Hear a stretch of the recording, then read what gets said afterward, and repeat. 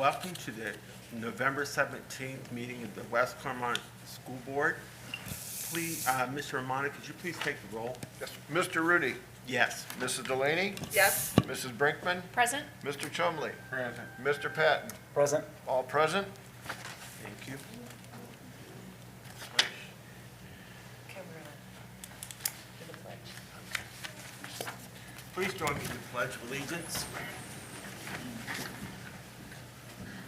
Pledge allegiance.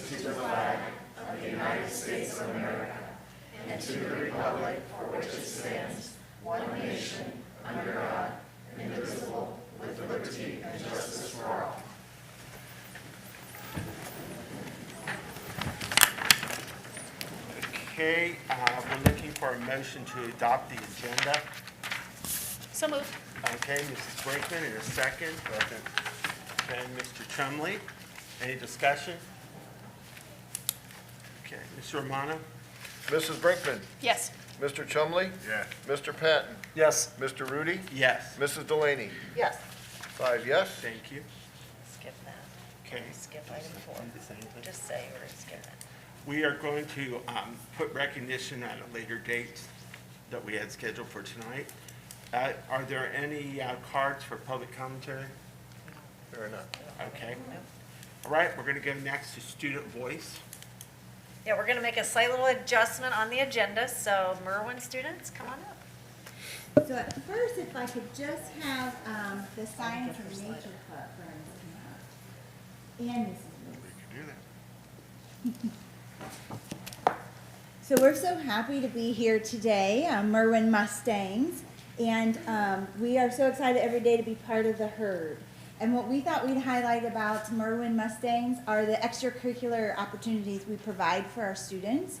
So we have pictures up there displayed, but we invited some different students to talk about what they love about these clubs after school and really how much they're giving back to the whole school and the herd. It's not just what they do after school. You can see signs of their work everywhere you go when you're in our building.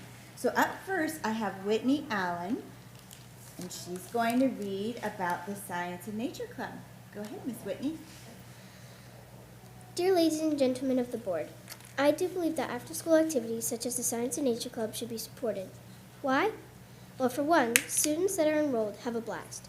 They get to go outdoors and experiment. They get to ponder and test theories. It is also educational. In the Science and Nature Club, we learn many different things from experiences and tests. All after-school activities are important in helping to develop curiosity and great social interactions. I enjoy every minute of the clubs that I am in, and thank you all for all of your support in our after-school functions. Thank you, Whitney.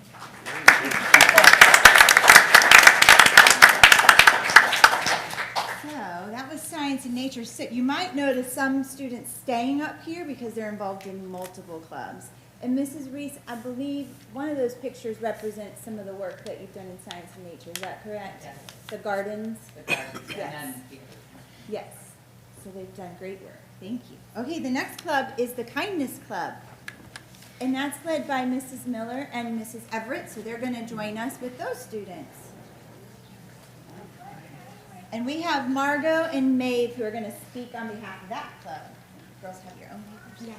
Yeah. All right.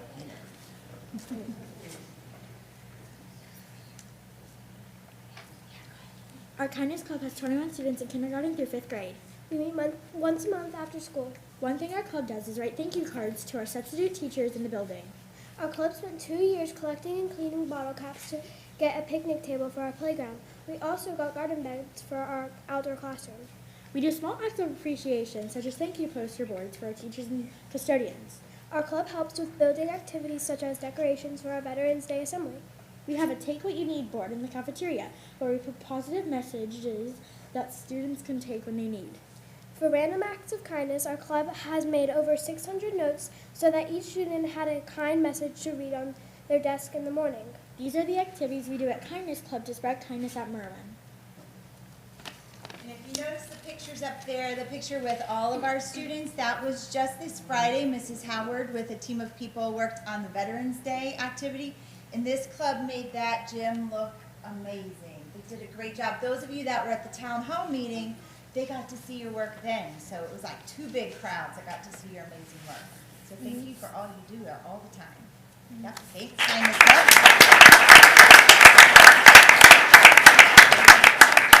And then the last club we have, also led by Mrs. Reese, is our student council. So I'm going to have Levi Chapman, who's going to speak, but any other student council members?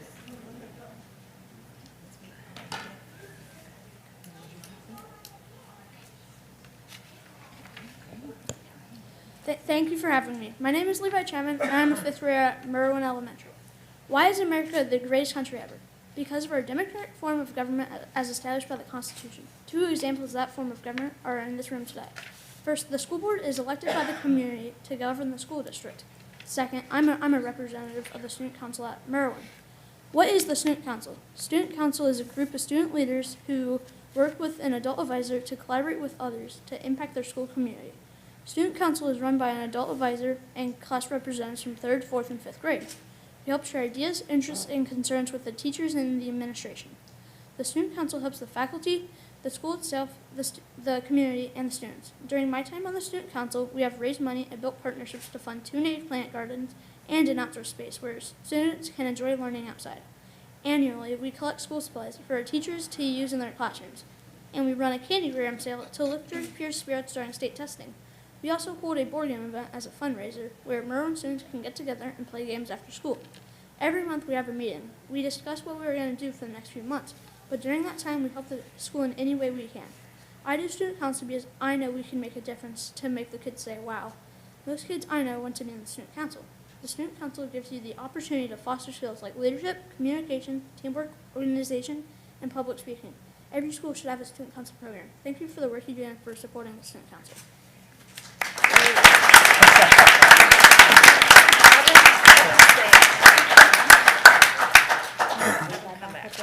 Levi, can you come back? Levi, come back. Come on back up. That's what happens when you go last, man. I'm sorry. I'm right here by your side. Got you. Hi, Levi. It's Mrs. Adams under this mask here. I'm smiling really big, really proud of all that you guys shared today. You did a great job. I was wondering if there are, now that you have a chance to have the mic, are there some challenges at Merwin that you'd like to tell us about? Because you told us about some really wonderful things, the activities you get to do, the wonderful teachers that you have. Are there some challenges, some things that are hard at Merwin sometimes? It's probably the lack of time we have, like especially for clubs, because like we only meet once a month for an hour, so it's really hard for that. Is that one of your most fun parts about Yes, school? definitely. Yeah, I can see it in your eyes. Board members, do you guys have any other questions for the kiddos tonight? I was intrigued by the young lady who said they were collecting bottle caps. Could you share more on that? Because we can get a lot of support here. Marta, Renee, come up. Levi, stay up there. I have another question So, for you. so if you see the picnic tables up there, that was from the bottle caps, right? Yep. So tell them a little bit more about, like, what did you have to do to collect all those bottle caps? We had to like wash them, and then we had to like clean out and we had to like sort them. Certain ones weren't allowed to go, because there was certain plastics weren't allowed to go, and some were to make the bench.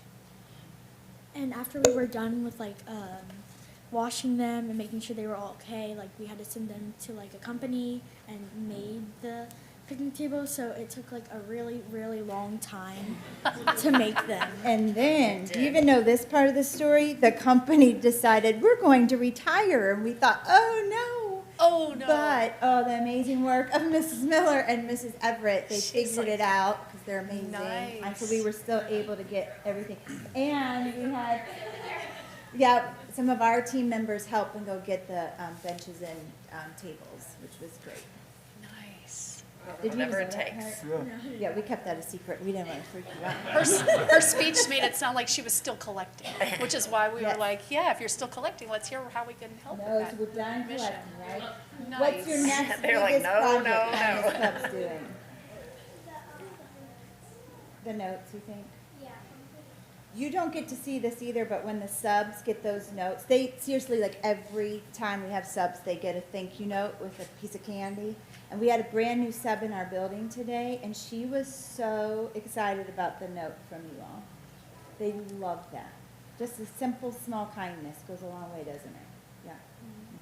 Girls, now that you have a chance to be at the mic again, is there anything that you would share? Any challenges that you're facing at Merwin? Some things you would like some help with? One challenge is like sometimes like the work is like really hard. Your teachers are challenging you. That's okay. Yes. I could tell by the laughter in the room, a lot of people feel the same way about that. Yes. Well, we just want to thank you guys for coming. The things that you shared, collaboration, leadership, teamwork, all those skills are what we're all about in West Clermont, because we want to make sure that you are graduates that have all those skills to be successful in life. And I think those clubs are definitely a way to give you a competitive advantage as you continue through West Clermont onto the middle school. All right. Thank you so much. Thank you so much. We appreciate you.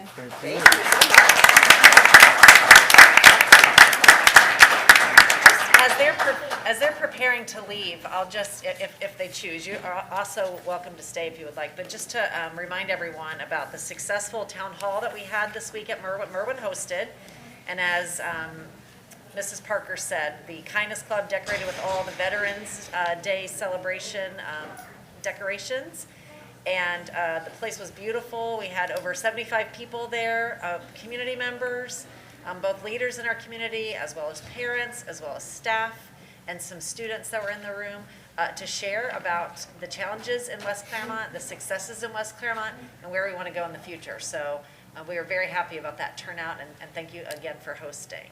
So with that, I think we're ready to go into executive session.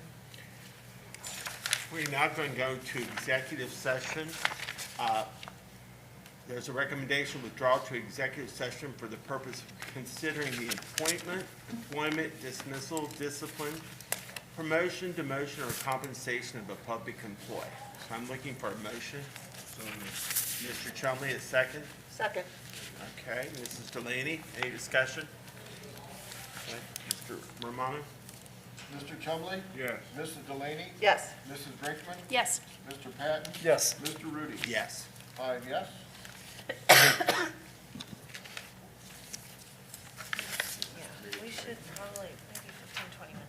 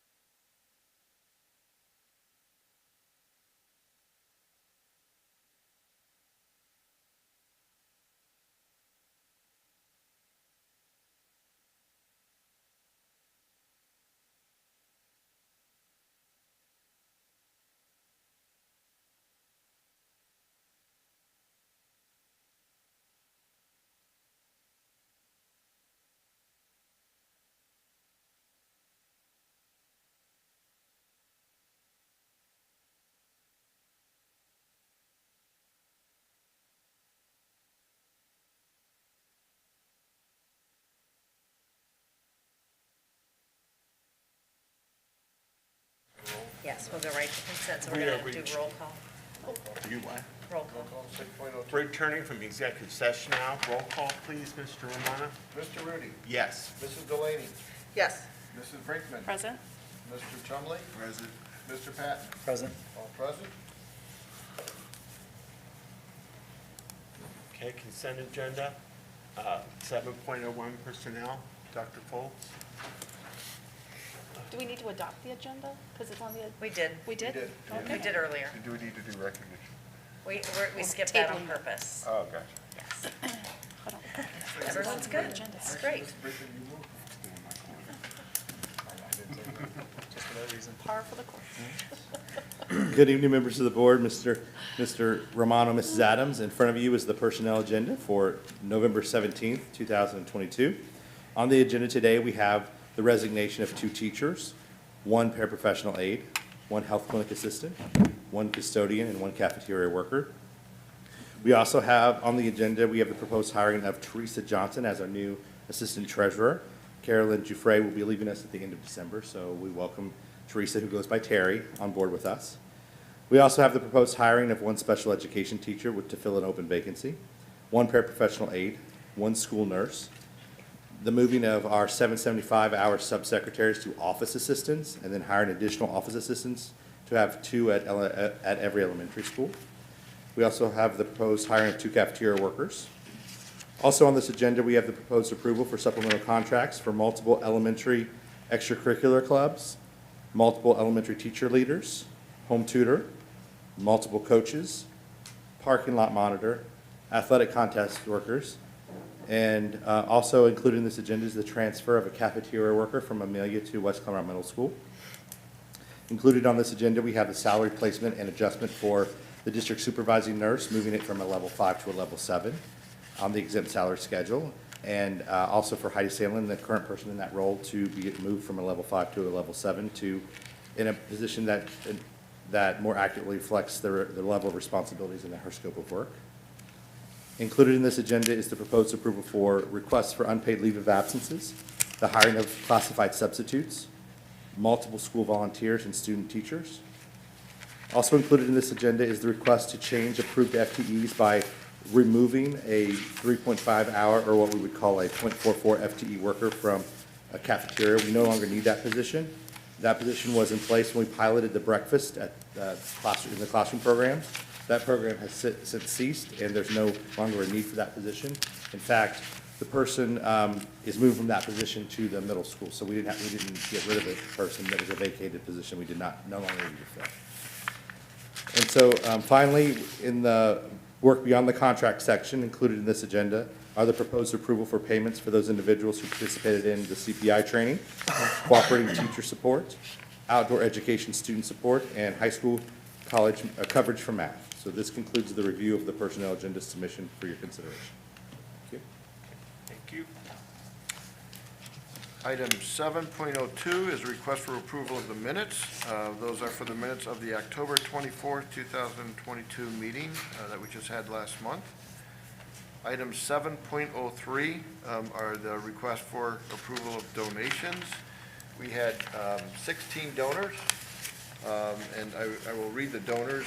I'm not going to read all the detail to it, but we have 3 anonymous donors that donated funds to the West Clermont High School, and 2 of them to Willowville Elementary.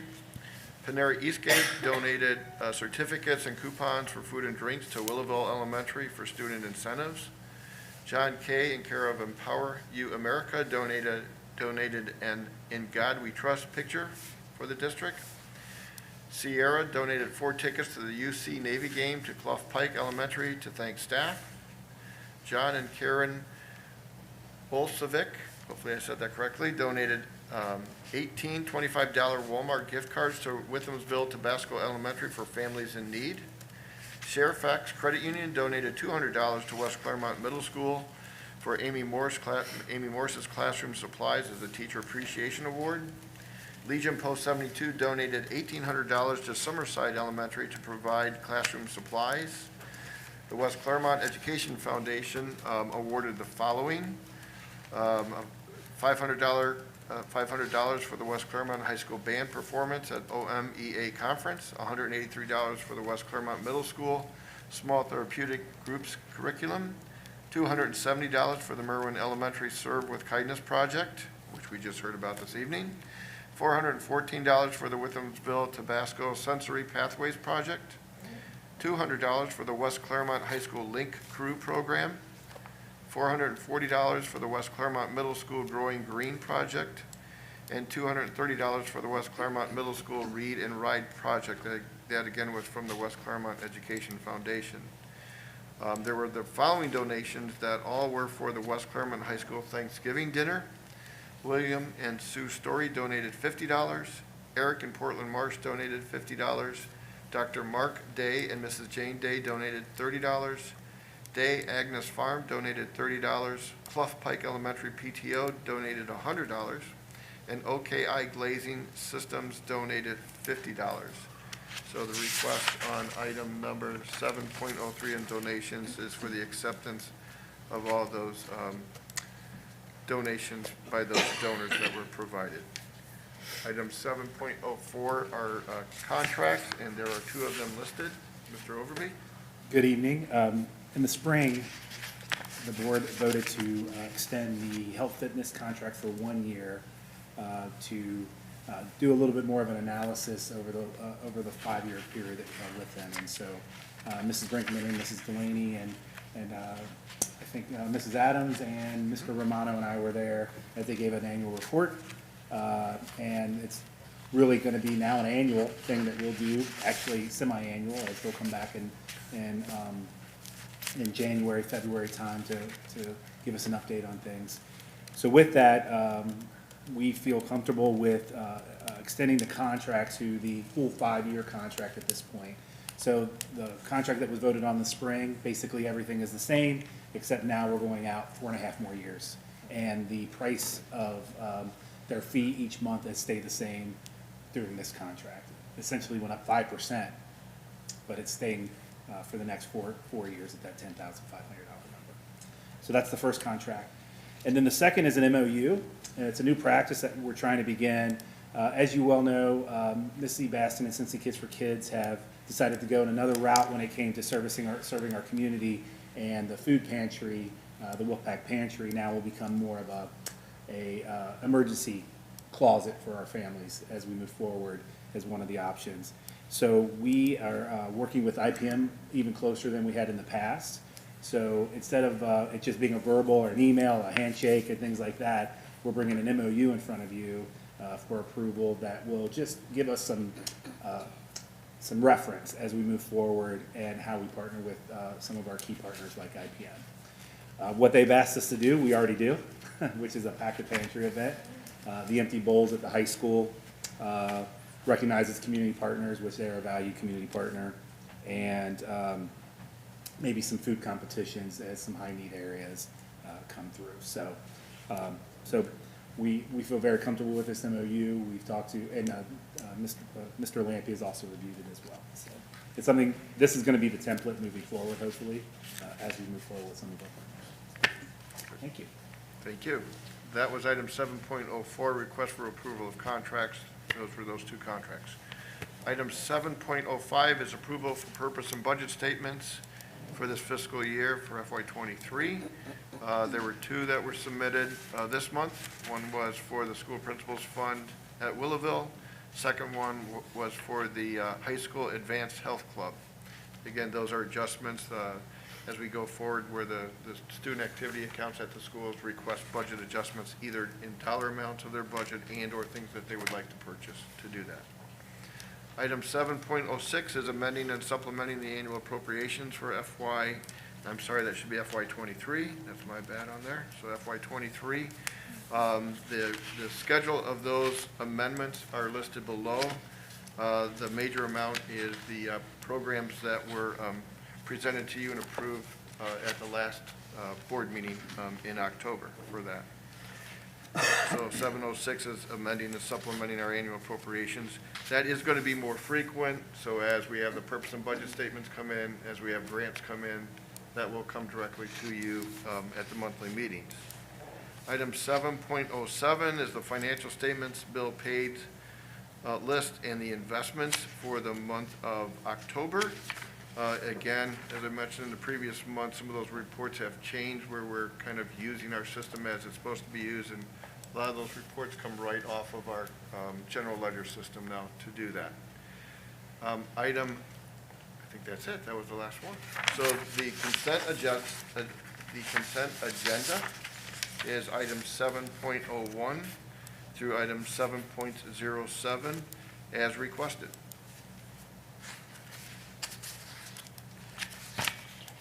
Need a motion? We need a motion for that. Okay, looking for a motion, you've heard the recommendation, is our motion. So moved. Okay, Mrs. Brinkman, a second. Second. Mrs. Delaney, any discussion? I have one question and one comment. The question I have for Mr. Overby is, you had mentioned that we would have the cupboard, the Wolfpack cupboard, available at the middle school for emergencies. How do we plan to, stuff the closet there? That's where Cincy Kids for Kids comes in, also with the laptop that light and an iPad as well. So that's how they're planning to, Cincy Kids for Kids continue to support the district. Got it. Through our resource coordinators. So they will coordinate that closet, making sure that it's not only for the middle school, but for all of our students across the district. Got it. Okay. Thank you for that. The comment that I wanted to make is on the personnel agenda. I appreciate noting that there's some graduates of West Clermont High School on the personnel agenda for approval. So I love that we're graduating students, and then they're coming back to be employed at the district. Anything else? Mr. Romano? Mrs. Brinkman? Yes. Mrs. Delaney? Yes. Mr. Chumley? Yes. Mr. Patton? Yes. Mr. Rudy? Yes. 5 yes. Superintendent's business? Yes, we have a lot. A lot of business. First, we'll have Dr. Foltz up to share the memorandum today with the wage study and the outcome, and then we'll move to 2 pretty significant reports. In front of you is the request to approve the memorandum of understanding. During the last negotiations with the Hope Classified Association, there were concerns that salary schedules for some of the classifications were disproportionately low when compared to surrounding and comparable school districts. So as part of the collective bargaining agreement, we created the wage study committee to review West Clermont's classified salary, staff salary and compensation with other districts surrounding West Clermont, and ultimately to make recommendations that would help attract and retain staff in West Clermont. The wage study committee met for multiple times throughout the year, collecting and analyzing data in order to make an informed recommendation. This analysis revealed that the total compensation for the secretary and maintenance classifications were severely disproportionate to the point where we felt it necessary to correct them immediately. This proposed MOU will bring the salary schedules for the secretary and maintenance departments in line with how the other classifications are rating when compared to the surrounding and like districts. So I respectfully request that you approve the memorandum of understanding for the new 2022 through 2023 wage schedule for secretaries and maintenance for Hope as presented. Okay, I'll throw that on the floor in the form of a motion to accept it. Second. Okay, any discussion? Okay, Ms. Romano? Mr. Rudy? Yes. Mrs. Delaney? Yes. Mrs. Brinkman? Yes. Mr. Chumley? Yes. Mr. Patton? Yes. 5 yes. Thank you for that good work. Now we have enrollment in 10. Let's All see you right. do your thing. Okay. Mr. Mr. pressure. Romano, can you put my PowerPoint up for me, please? Just over there to, there's the slideshow. That's fine. Okay. He's got it. So this evening, we're going to discuss our current enrollment and the projections going forward over the next 5 years. So our first slide here, we use the mid-September date because it's a good time to look at enrollment. So we use that. So if you look at the bottom, it's not September 16th, it's September 2016, 2017, 18, 19, 20, 21, and 22. We use that September date because that's typically when we get all the summer withdrawals out and all the new enrollees in. and that's the beginning of the year where we can compare it to our predicted data. We've compared the data across 7 years to see our trend of enrollment. As you can see from 2018 and 2019, we were trending upward, and then COVID hit in 2020, that dropped. We've started making recovery from there. If you look at the top blue line, that represents the district. We're back up to 8273, which is right below the 2019 data, but trending upward in a positive direction.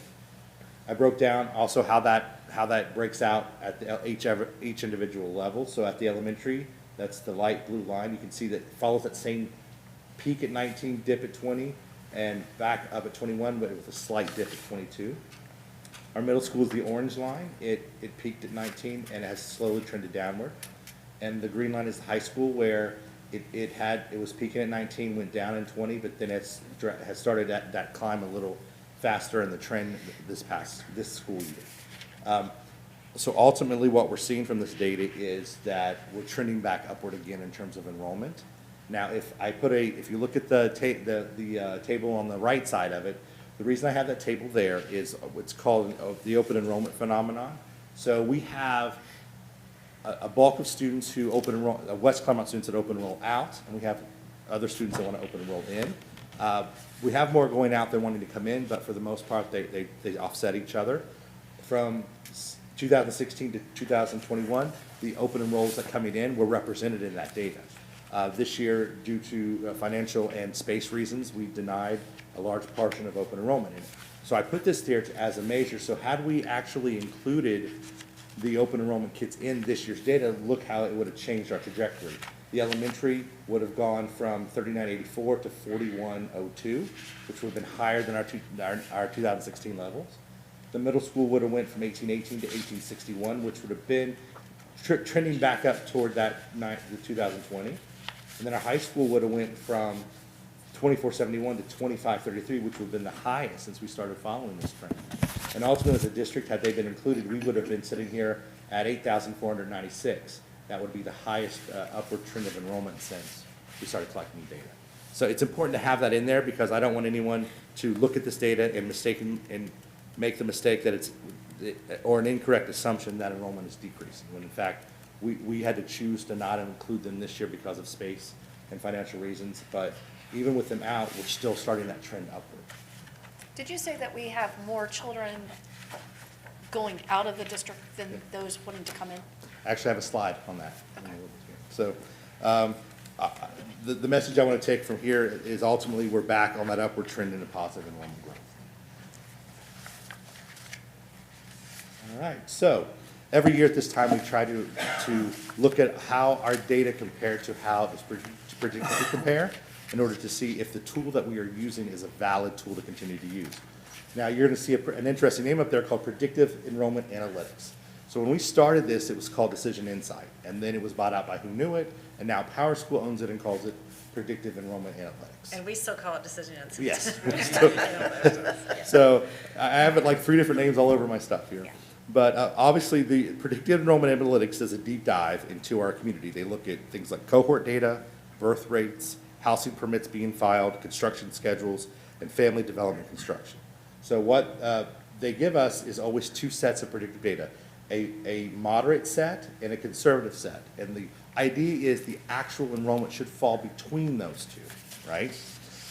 So if we look at the elementary, the moderate for the 22-23 school year should be 4,177. The conservative should be 4,105. But we actually hit at 3,984, which is 3% off of the conservative and 4.5% off of the moderate. The middle school, moderate is 1880, conservative is 1857. We have 1818, which is about 2% off of the conservative and about 3% off of the moderate. High school is moderate is 2509, conservative is 2473. We had 2471. That's like 0.1% off of that and a 1.5% off of the moderate. And so again, total moderate is 8566, conservative is 8435. We have 8273, which is 1.9% off of the conservative and 3.4% off of the moderate. So again, just with the actual numbers we have, this instrument is still predicting our enrollment by about 96 to 97% accuracy. So it's still a valid tool. I also left the open enrollment phenomenon up there as well, because if you look at the numbers and you break down by each side, an elementary of 4104 would have had us fall between conservative and moderate. Middle school of 1861 would have fell between conservative and moderate. High school would have fell above the moderate, and then as a district, 8496 would have fell right in the middle. So again, what this is telling us is that this tool is an accurate and valid tool to use for predicting enrollment. So we've talked a little bit about open enrollment, so let's continue to have that conversation. The table to the left is open enrollment out. So these are our West Clermont students leaving going to other districts. So I went ahead and put the numbers there. We have 407 students, K through 12, leaving West Clermont this year and where they're going. And I put them in order of where we're seeing the most at. On the other side of this, open enrollment out is really two public schools. We have this other enrollment that also goes out, 97 to online schools and 24 to private schools. So when we look at this total, we have 528 students choosing to leave us for various reasons. And one of the things that we are continuing to strive for is trying to figure out and understand what, these reasons and work on trying to have these students back into West Clermont. We offer a great program. We want to be able to keep our kids here, and we want to be able to reach back out and bring our kids back. Also, looking at the online numbers, I think that since COVID, there's been about 250 total. It's a rough number of students that have left for online programming. So we want to keep an eye on that data too, that if we can offer online programming inside the district, might we be able to keep and retain these students? And so that's just another consideration for us in the future. So can I ask a question about this? So all of those 528 students, their tax money though goes to West Clermont? Correct. Okay. And that's why I struggle with the closure of the open enrollment, because we're still collecting on money that we, Yeah, and so You know, part of that really is educating. preparing for, as the enrollment and continues to increase, ensuring that there are seats for our students and not overdoing it as we transition. yeah, Okay. thank you. So the next slide there was a group that we were able to allow to open enroll this year, besides accepting the children of staff, and we took care of some surrounding boundary issues that we've already corrected for next year. We accepted students entering grades 5, grades 8, and grades 12 who were already with us last year because we wanted them to finish that level with us. That totaled 76. So we did allow 76 to stay with us for this school year. On the right side of that is the building to building. I just want to bring this back up is we continue to use building to building enrollment, that building to building moves, transfers, which are students that are in our district that just want to go to a different school in our district. And we use that to help alleviate schools and grade levels where the pressure points are really high. If you look at, how many go in versus how many come out, Amelia had more come out, so that gave us some relief. Look at Merwin. Merwin had 30 come out, so they would have had 30 more kids had we not used the building to building enrollment. And then WT was a -7 as well, so that was good. I want to point out Clough, it let 30 come in, and that may not be able to continue to do that going forward once you start looking at the capacity data that Mike's going to share in a little bit. Okay. So, knowing that the prediction data is a valid, sorry, I almost called it decision insight. Knowing that PowerSchool predictive enrollment analytics is a valid tool, here's the 5-year forecast. So what we wanted to look at was, excuse me, where we currently are at and how that we are projected to grow at each grade level throughout the next 5 years. I put preschool at the top. They currently occupy 2 of our buildings, but that's a group that we can move to different places as we need to do that. Amelia, as you just go across where they're projected to be each year and that add, most of the schools increase. You have a couple of decreases in Clough and a couple of decreases in Holly Hill, but they are projected to increase. Pay attention to Merwin next year, Summerside next year, and Willowville next year. You see Merwin and Summerside a +94, +115. We're going to talk about that in a minute. And a Clough +88. Ultimately, if you look at the bottom number, this year we're 8,273. We're projected to grow by 583 next year, and by 5 years we're projected to grow about 1,500 kids by 27, 28. So Mike and Chuck will be talking about the facilities a little later and what that does to our physical space. Yeah, and just to remind everyone, when we did the attendance boundary changes, it was at 18, we did the planning for 18-19, we picked the chart that stretched us the longest that it could. And 24 was about that year where we knew we'd have to come back and look at it again. We'd have Yes. to talk about it more. So we're just inching closer and closer to that. And that prediction, even though all the factors didn't play out as exactly as planned, that timeline is still very real. And I think looking at this, I have to keep reminding myself that enrollment growth is maybe outpacing our facilities capacity and outpacing at a rate where we can build or require. So that is also going to have an effect on class size. I'm going to revisit that a little bit too. So, looking at Merwin, Summerside, and Clough for next year, those are huge jumps. Well, the predictive enrollment analysis tool says here are the project dwelling openings. So what I did was I took where the project name was and the unit type, and then I assigned what elementary school they were designated to go to. If you look at the column that says 2023, what this table says is that those are the number of houses that are online and should be occupied, but using their analytics. So if you were to look at the Merwin block on 2023, there is 222 housing units that are supposed to be to be online and habitable in our community by the next school year. Summerside has another 185. So and Clough then is almost 70 something. So a big part of that jump is we're expecting these new housing dwellings to be on the market, open and ready to go, and have families moving into our district. It's not a bad idea. We want families to want to choose West Clermont, but these housing projects are going up. That's causing that growth as well. You can see that they expect 777 to be online, ready and inhabitable by next year, and kind of all the next 5 years are looking at 1,877 new dwellings. Now, I want you to take a minute and just look at how many schools we have represented there.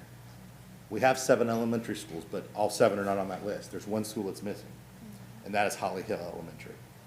And Holly Hill Elementary has the most green space, ready to build land than any other school district, any other school in our district. And Purina should, in about 2 years, be up and running.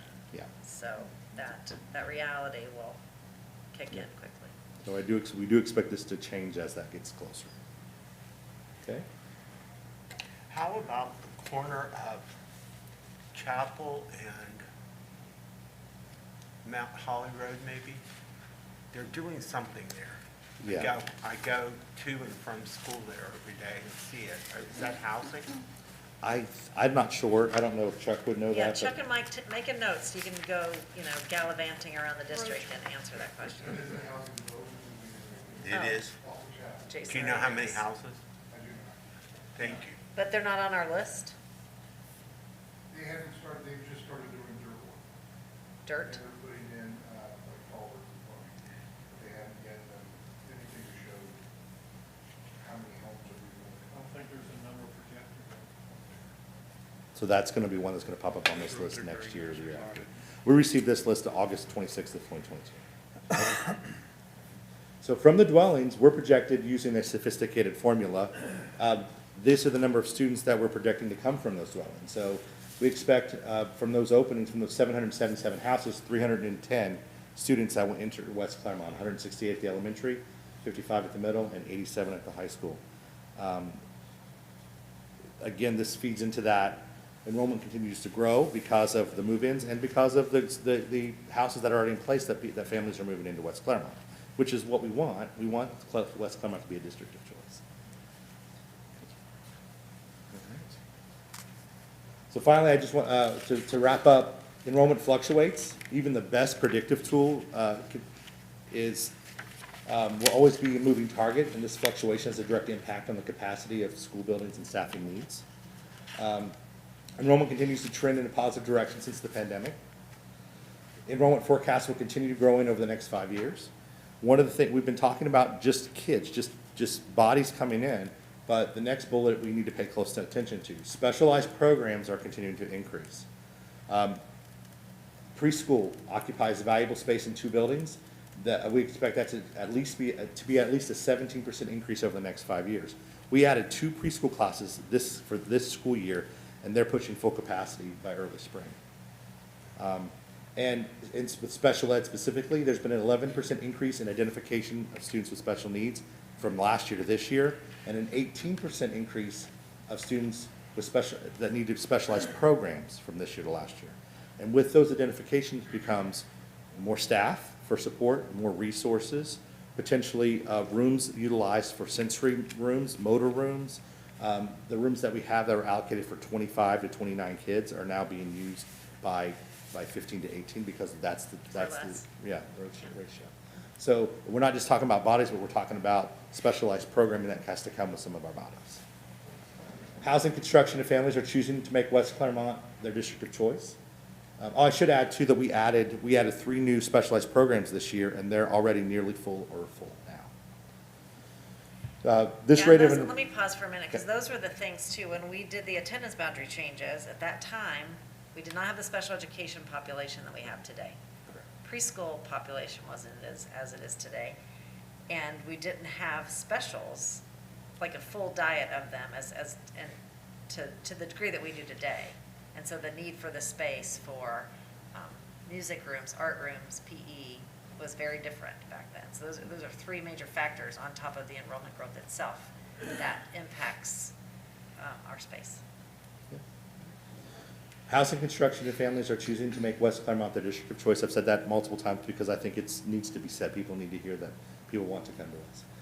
This rate of enrollment increase will have a significant impact on facility space and usage. So we need to continue discussion on that, what that master facilities plan looks like.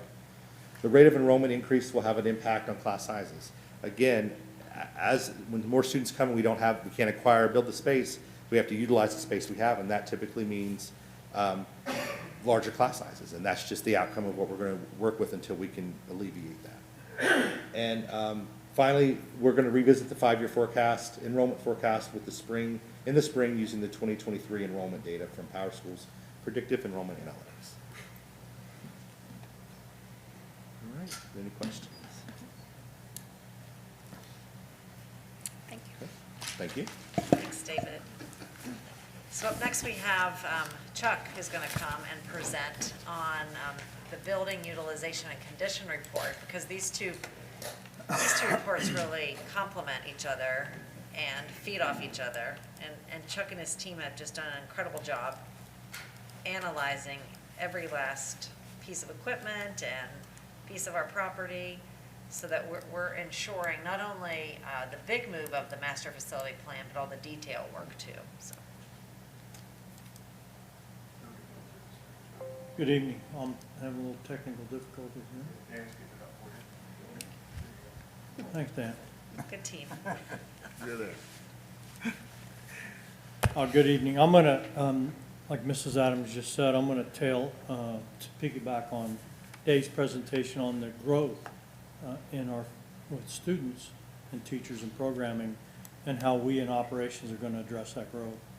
So proud of the fact that with Jason's help, since June, really, May and June of last year, we embarked on a 5-year study, 5-year assessment for the areas that you see there: roofs, HVAC, safety, asphalt, and maintenance vehicles and equipment. I want to take you through this quickly, but our whole goal was to run operations more like a business and be mindful of what we can do to repurpose equipment or buy new equipment versus buying used equipment, get more life, and also extend life with HVAC, roofs, and so on, and take a very professional look, I think, at how we're going to do that.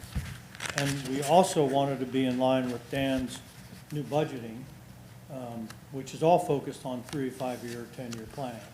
So we want to be consistent with that so that we can work more cooperatively with contracts and projections to help Dan in his 5-year forecast. So roofs. This year we contracted with Elevar Architects for a roofing study, and they did a very, very comprehensive roofing study. In the past, this district was much like most other districts. And the roofing assessments were done visually.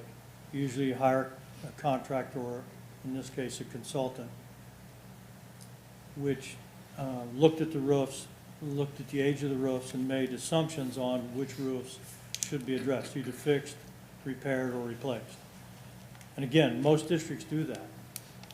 Well, as looking at this, I thought, and Jason agreed, Jason is our maintenance roofer, that we need more information. We have 3 really old buildings, and we were making, the district was making judgments simply on visual inspections.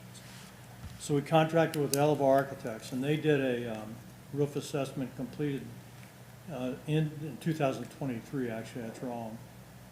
It included visual inspections by an Elevar roofer and drone infrared digital photo analysis. This data will obviously enable us to adequately plan, I think, better for roofing repairs and replacement for 5 years, but honestly, it's going to take us beyond 5 years. So I gave a sample there of an infrared image. This is a middle school roof. You can see on the bottom picture where the roof actually is, but the top is infrared. So skipping through some colors, the red is heat. So the red is concrete or bricks, and it's simply just heat. There's 3 orange sections you can kind of see, circles within the green on that roof. Orange means water or dampness. That's a bad thing for a roof. So what the infrared images did for all of our roofs was show where there's potential water underneath the fabric of the roof or deep inside the roof itself. So those 3 areas and a couple smaller ones will have to be assessed. So what we'll do is do core samples with Jason's help and actually core down in the roof and see exactly what's there. So the infrared imaging helps us pinpoint where we need to do core samples. So one of 2 things can happen. We could perhaps patch it, or we could put it out for RFI for a complete replacement perhaps of this roof, or repair half of it or a third of it, or whatever we feel needs to be done. So the infrared imaging gives us a much clearer prediction of roof stability and the longevity of all the roofs. We found out last spring, unbeknownst to us, that the worst roof in the district was the Health Source roof.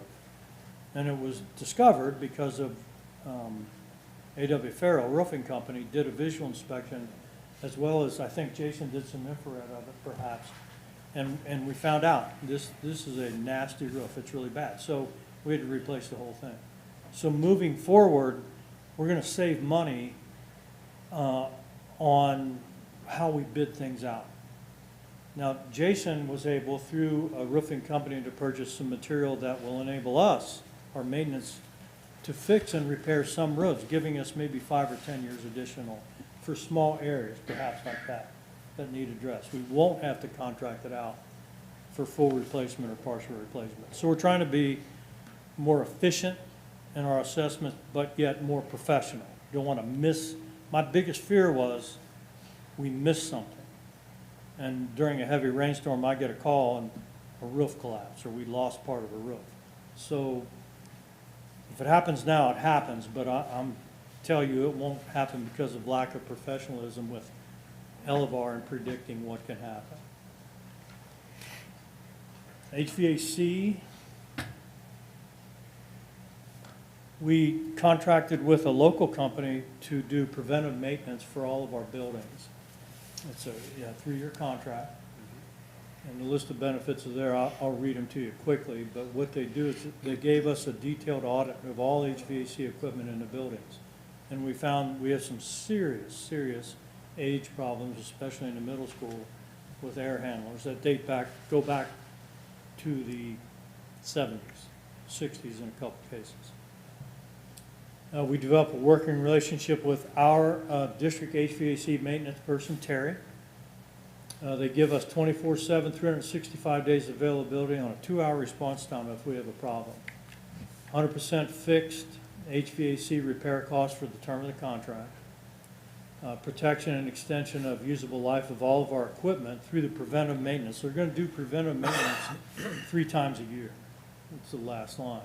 And hopefully by doing the goal of doing that is to prolong the life of the equipment because it's maintained, and preventive maintenance is done on the air handlers, on the bearings, or whatever needs to be done. If they discover a problem, which they have already, then they bring Terry in, Terry Helton, our maintenance, our HVAC guy, and they problem solve it. And if we have to buy, and many times we've had to buy new motors or bearings or whatever, in most cases, Terry can do it himself. So it's a great partnership between the company and Terry. And so again, it's a 3-year contract, but it's gonna help us long-term on evaluating our HVAC equipment. Next, safety and security. Mike and I, and many people, Larry and Jason and many people in the district, started a safety audit of all of our buildings this year. Started in August, actually. And we have a safety consultant from the Hamilton County Educational Service Center who led the safety audit in every building. We involved all stakeholders in each building, the police in that jurisdiction, the administrator, building administrators, head custodians. Mike was there, I was there, Larry was there, and Jason was there. And it was a comprehensive walkthrough. We did a debrief, we did a pre-plan in the building itself, and we walked the building, then we did a debrief after that. And the safety consultant has made recommendations to Mike and I and Larry about areas that we should look at. I believe this safety audit was one of the few done in Southwest Ohio. I'm not aware of any other district going at it this hot and heavy and looking at every building and involving those stakeholders. They may have, I'm just not aware of anybody that's done it. In addition, the Community Action Committee, the CAC, is currently studying all aspects of building safety, and we'll have a recommendation to the board later this year. Mike has scheduled several very interesting presentations from various safety consultants around the city, local experts in building safety and building security and physical safety. It's ongoing. They've asked some pointed questions to the presenters, and there will, as I said, there will be a recommendation to you, but that goes hand in hand with what we've done with the building assessment in the district. So I feel we now have a very comprehensive look, safety and security-wise, at all of our buildings, inside and out. Next is asphalt.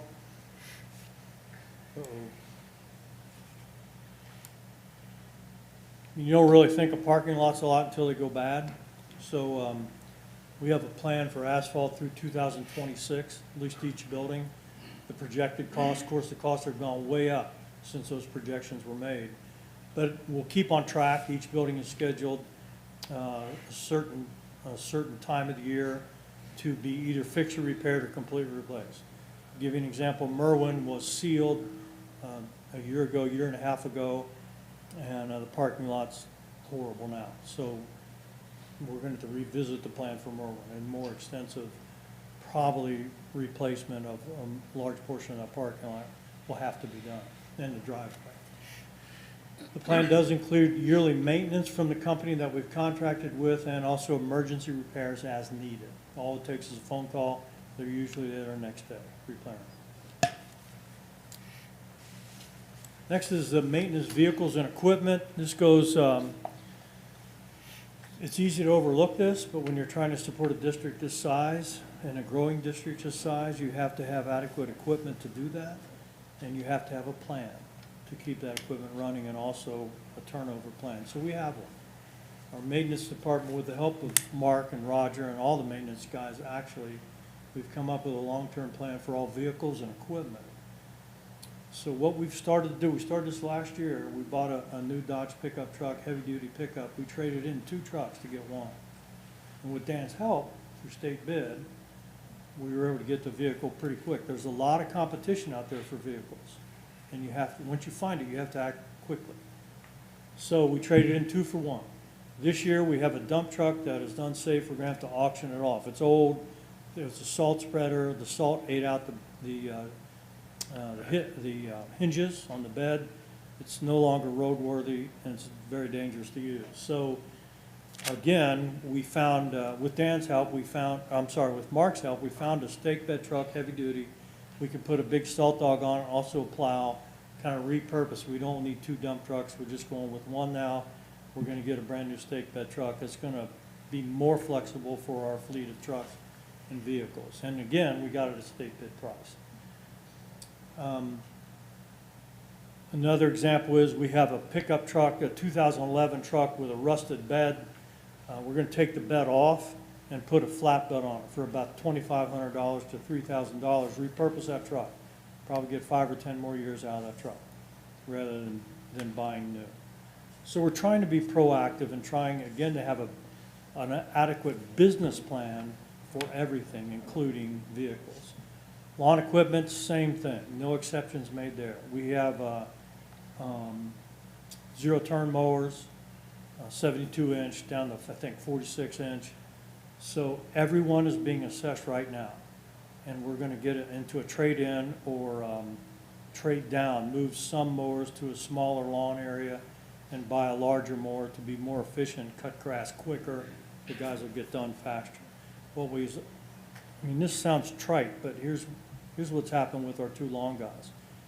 We purchased a 40-foot trailer, and in that trailer, they can haul all of their zero-turn mowers, including equipment, compressors, and tools, so that they don't have to run back to the shop if something goes wrong. They can repair them right there.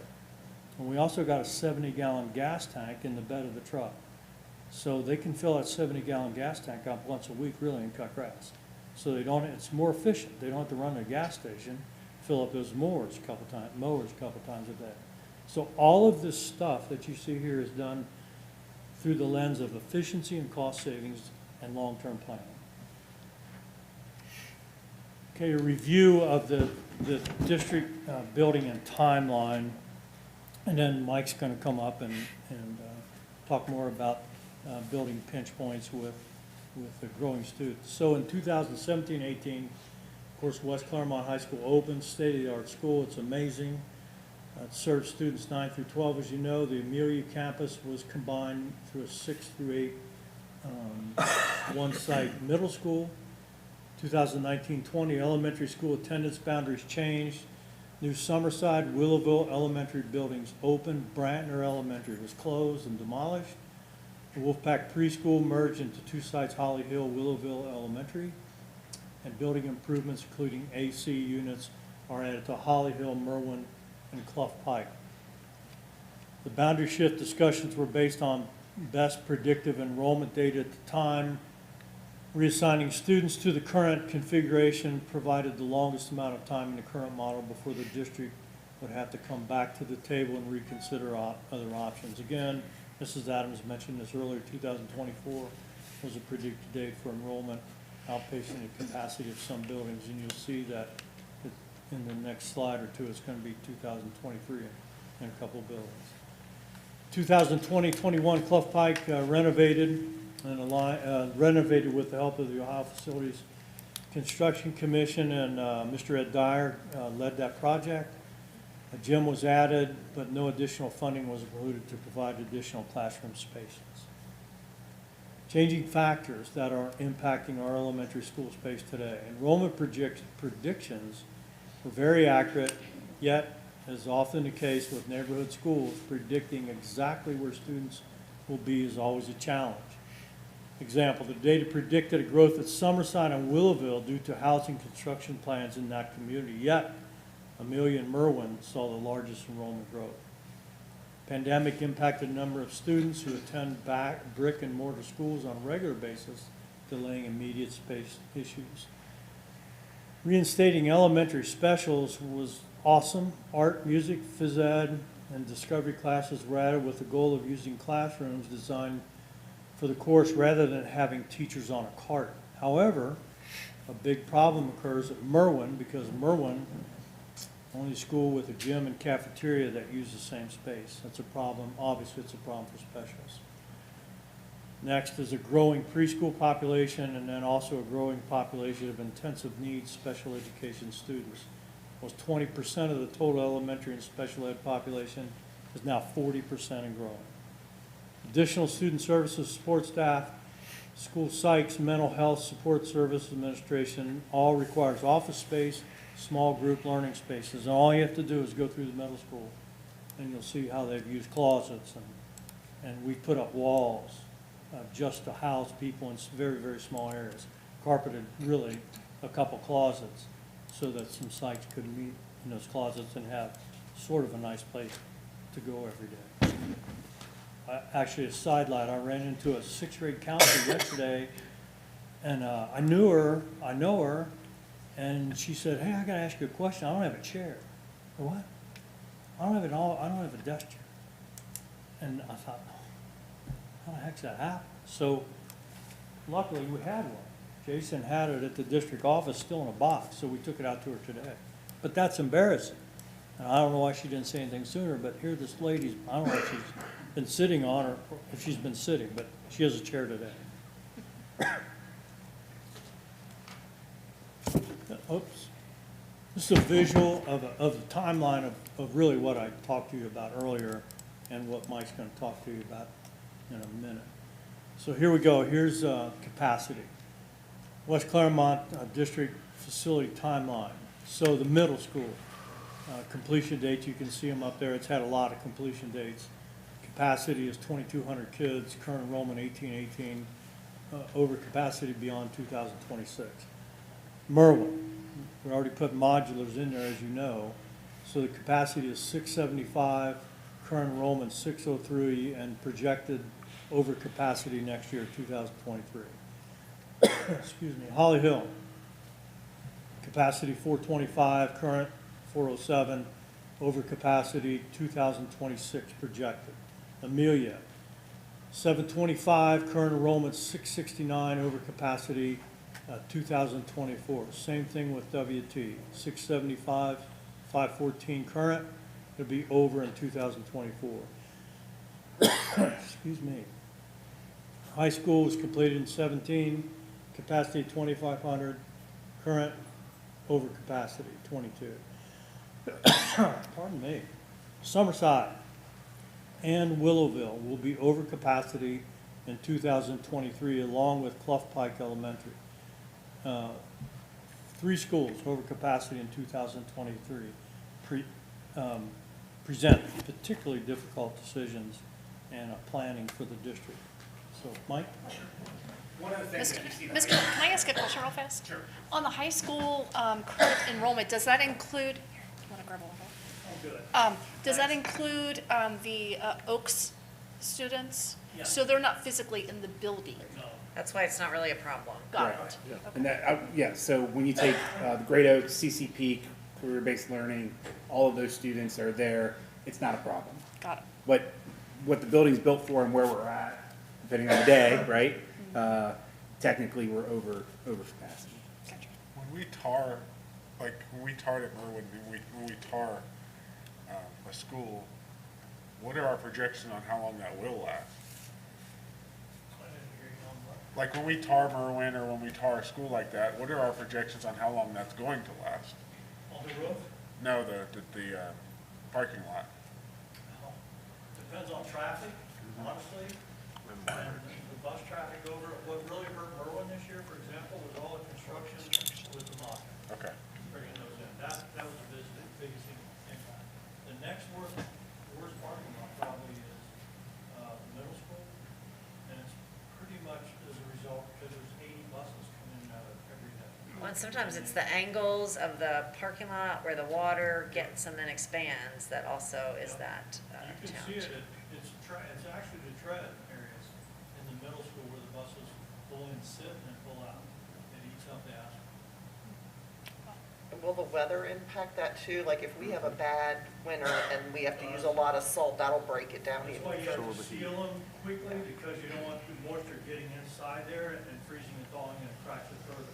The high school is a particularly interesting situation. For whatever reason, the high school parking lot, I've heard, and I saw it last year, it freezes quicker than any other parking lot. You can clear it, salt it early, and within an hour, the guys that go somewhere else, within an hour, it's frozen. Yep. So not sure what's going on with the geography there, or the water table maybe underneath that parking lot, but it's a challenge. That's one of the reasons we wanted to get a larger salt film. is to be able to put more salt on that parking lot, go to other buildings, and then come back. So it's hard, and so that's gonna impact that asphalt eventually in the high school quicker probably than originally projected. It's Yep. okay now. Last night, there was a lot of, I shouldn't say a lot, there was a accumulation on the sidewalks in the parking lot where it wasn't anywhere else. Yeah, I don't know if it's, I don't know if there's a high water table, or when they built that, I was told they put a lot of lime dry underneath because it was swampy out there. So if it traps moisture, the moisture's now on top of the lime dry between the lime dry and the asphalt, I don't know. But there's gonna be some challenges there. It's 5 years old now, right? So another 2 or 3 years, gonna be some real challenges in that part. So going back one slide, just where you see the logos is where there was a renovation. So, and Cleft Pike was built in 1969, I think it is, right? So we put on there, well, that's when it started, but then it was built anew in 2020. So just a little clarification there. So proactive steps that we're taking as a district. In February of '22, there was the state of the schools, and then town hall meetings. Obviously, one of those 5 topics was facilities. And then in 2022-23, Dr. Foltz and his team really looked at open enrollment and seen where our capacity numbers are and things like that. Obviously, in the fall here, there's been 3 town hall meetings where facilities have been talked about again. So tonight is a proactive step to kind of share with the board and the community where we're at when it comes to our buildings. So just trying to put together a visual, and it's really hard. Honestly, Chuck's probably walked each building at least 2 or 3 times, met with the principals. David, Chuck, and I have met just trying to get an understanding of how we can visually share with you some information.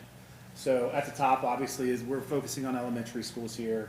And then there's their stated capacity within Power School predictive analytics. Thank you. Who knew it? Or no, excuse me, decision insight. Current enrollment at each building, that's where we are in 22-23. And then the general education sections. What do we mean by that? That is literally the classrooms, like where there's a general education teacher and 22 to 28 students in those classes. So this year we have 100. Keep an eye on the sections. We have 170 sections this year. Okay, so and this is like just a very simple heat map. So where we have yeses, there's classrooms for most people. We took out some of the detail there just because we didn't want to we just took out some of the details there. But when you see, like, give you an example, Merwin doesn't have a gym technically, right? They have a cafeteria gym, so that's a no there, correct? So moving forward, so as you can see already in certain buildings, we do not have dedicated spaces for some of our discovery classes, let's say, or teachers are sharing a classroom and things like that. So in multiple buildings, WT and Cleft Pike, you see that. So as we move to the numbers that we're getting from our predictive tool, next year we're predicting if we are in with the model projection, 10 more sections at the elementary level. So about 300 kids, roughly. So look at what the heat map starts doing there. So you start seeing more red, where we're gonna have to, the principals, Chuck, David, all of us really, Amy, Ellie, and Megan as well, making decisions on where we're gonna put, where we're gonna put people and make it work, okay? So then we jump another 7 sections. In 24-25, we go red where we were green because of some of those numbers. And if you look, like Merwin had 28 sections this year, they'll have 32 in 24-25. Remember, those are classrooms with 22 to 28 students in each one. Okay. We kind of tail off for 1 year. According to last year's data, we go to 189 sections. And then, again, look, so, but then in 26-27, we went out 4 years. We grew another 12 sections possibly. So with the predictions, where we see a lot more red, a lot more decisions have to be made, a lot more thought has to go into how we're servicing kids in those classrooms. Make sense to everybody, what we did there? Just a visual of where we are this year compared to where we might be in 26, 27. Okay. One would say, well, how about secondary? Well, again, the high school, with the Great Oaks, CCP, career-based learning, and other things that are happening at the high school, relatively compared to other places, we're going to be in good shape. The middle school is interesting because, yes, technically we have space. But when we talk about programming and what kids need and what Chuck talked about with utilization of empty spaces, with modern learning happening, it's very difficult at the middle school. Very, very difficult to do. So what are some conclusions that we have? Enrollment's going to continue to grow. 18 new subdivisions coming into the community. We're not even sure what those will be with when we get the numbers next month. The possibility of 31 new elementary general education sections by 26-27 school year. We anticipate that pre-K, special ed, and English language learner, we didn't really even talk about English language learner too much, but that population continues to grow. Is that correct, Dr. Storer? And it's the percentages are outgrowing our enrollment pace. Does that make sense? So, and all of those classrooms take more space, less kids and more space. So, the conclusion is there are going to be some significant and creative collaboration needed to analyze our space constraints to meet the needs of all learners. So we want our students to be in West Clermont as much as possible. Some of those students, we need more space, more opportunities there. And then obviously what Chuck talked about too, ongoing permanent improvement and infrastructure needs that exist. And then design needs. School needs to be different than it was when we all were in school, right? We need to, after Mrs. Adams and I and Mr. Mahan went to a manufacturing summit yesterday and how they're training their folks, we're behind now in many ways as educators, as K-12, of how Purina is planning to educate and grow their employees, what they're doing. So we're going to be catching up, and we need space to do some of those things. So older buildings are not designed. Merwin, the middle school, Holly Hill are not really designed to facilitate those modern learning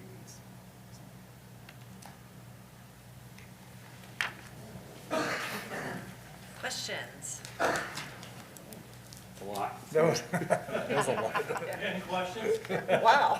It's a lot.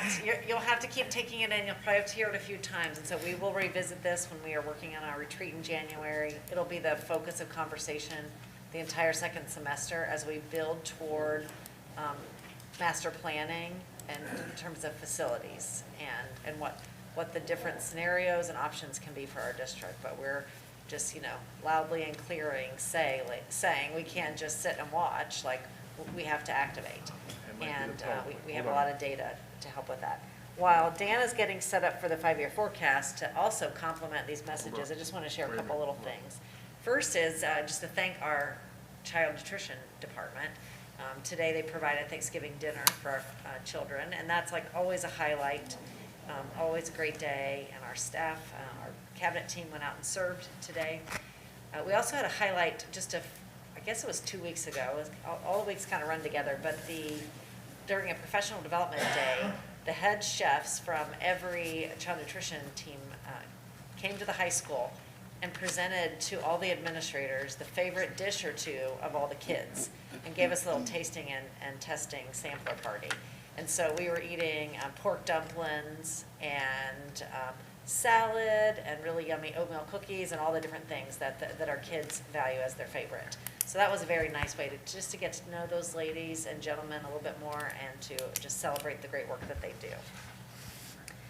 I also want to celebrate that our teachers, I just went around in a superintendent articulation meeting listening to staff and teachers talk about how the year's going, and I think we're still off to a great start. There were some challenges that surfaced, and one of the things I just want to remind you all that we're doing and remind all of them is that Mr. Gephardt just pulled together with Dr. Foltz a retention team to kick off first in a session of focus groups so that we could really hear from our staff to find out like what is attractive in West Clermont, what grabs their attention the most and makes them most interested in being here, and then what are some rocks in their shoes, some challenges that we need to tackle head on, and some surveys were given. We're going to continue that work into the winter, and they are building a team around this whole topic because we know salary and benefits is something that always has to be addressed. We want to figure out what else might we address over and beyond those things. And as Mike said, when we went out to see the manufacturing summit yesterday, it's exactly what those men were also talking about. They were talking about the kinds of things that have to happen for employees today to attract them and keep them in their industry. And so some of their ideas were also some of the ideas that we had that is just something that's important for, you know, any modern workplace. I will add a little special story just because I think it'll be touching to you. As we celebrated Veterans Day, our teams did a great job. Different kinds of ceremonies, crafts, and moments of learning that were available for our students. But one of the highlights always is bringing in family members or community members to have breakfast or lunch or whatever they do. And I happened upon one student who was sitting there just kind of beaming and smiling and kind of doing some crafting with all of her Fourth of July, all of her patriotic materials. And she was just smiling, and I said, well, why don't you introduce me to the person that you brought with you. And as I got to know the student a little bit more, she was telling him the story of her mom being ill and going through lots of challenges. And the person that she brought with her today was actually her mother's doctor, who was dressed up in his Navy regalia from head to toe as the invited guest today on this girl. So it just really speaks to the quality of our community, the care and concern that truly a whole community has wrapped around this daughter. But the fact that a doctor would come in and sit side by side, share a donut on Veterans Day was just a really special moment and a testament to how great our community really is. So I knew you guys would want to hear that. And then finally, the information we shared tonight is a lot. It's heavy, and there's a lot to plan for. And so it's just a reminder, everyone. That's why we started talking about these things last February. And so just like we did last February, we'll kind of do a state of the schools this February to say, okay, based on all that we know, these are kind of the next moves. This is the order we're going to go in. This is where we need your voice. Please, please join in. We're very proud to say that over 300 people attended the town halls over the course of spring of last year to fall of this year. And it's really just the beginning. And so I would just want to invite everyone to mark their calendars for February 22nd. We'll start round 2. And we're really hoping that people will continue to engage, continue to offer encouragement, and continue to really be our partners around the table planning for the future, because there's not one topic that we have tonight where you just hit an easy button and something magically happens. Our kids are our future, and we've got some big future decisions to make. And so we'll want to make sure we keep that front and center for everyone, no surprises, and lots of data to digest and process as we move forward. So that's all I have. Do you guys have questions for me? I want to know whose student's favorite meal was a salad. I know, who would have thought? That is a fan favorite, and the salad was wonderful because it was salad bar style. I think one of the things that they really appreciate is the fact that there's some self-serve items, and so they feel more independent, more grown up, and they can make choices. And so I think that is why that's important. And of course, ranch dressing.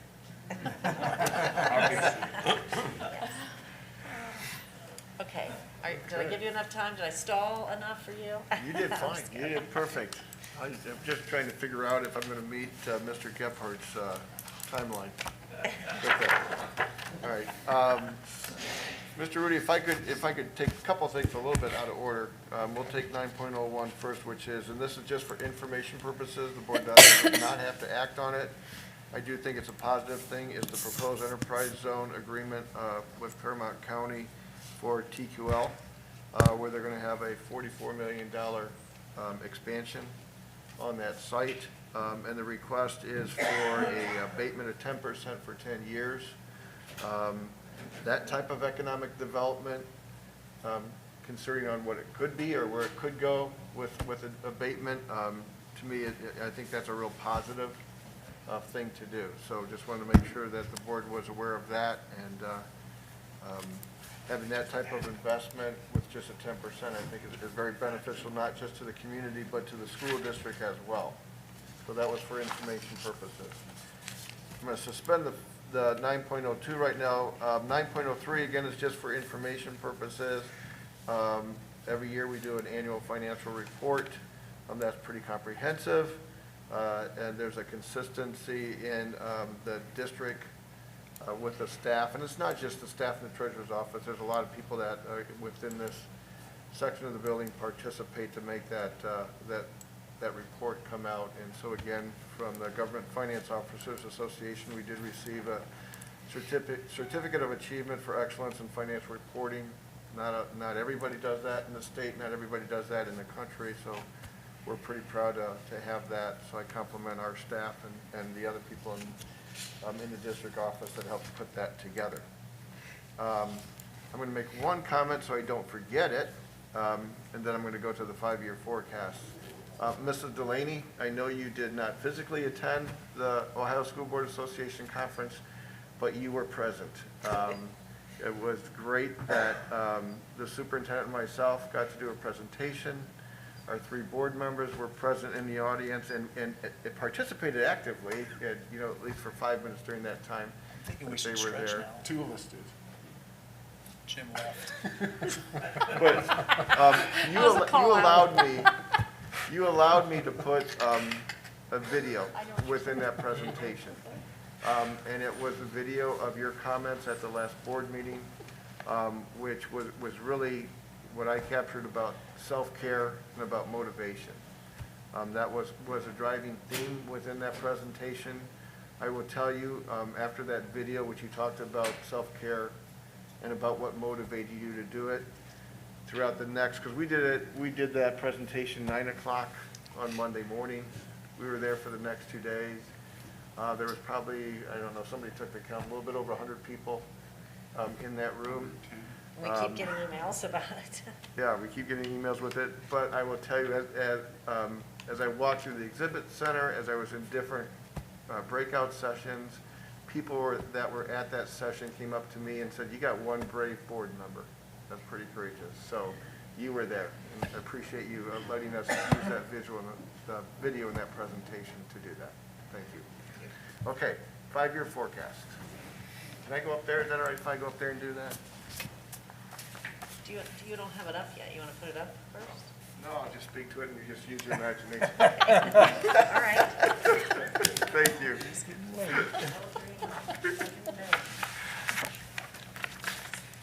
There we go. All right. From the beginning. All right, hopefully the clicker will work for me. It doesn't all do things. So all this information is online. There's a folder here with it all there. Let me tell you what's in that folder so that you have it, so you know what it is.